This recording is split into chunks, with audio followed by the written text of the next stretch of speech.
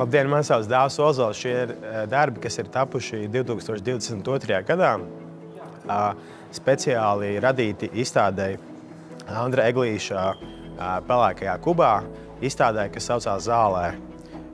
Un šie ir 2 no 11 darbiem, kas bija apskatāmi izstādē. Un šie darbi ir diezgan, angliski ir tāds vārds trippy, bet tas arī bija tāds laiks, kad man bija tāda prāta vētra.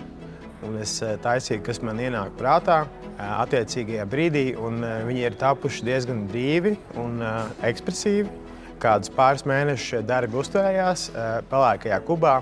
Viņi noziemoja vienu ziemu, un maijā, kad šos darbus novāca no Pelēkā kuba, man šķiet, ka nākamajā dienā mistiskā veidā arī šis pelēkais kubs, šī celtne, man liekas 3-4 stāvu celtne, kas tika radīta pēdējo gadu laikā, viņa nodega pilnībā līdz pamatiem.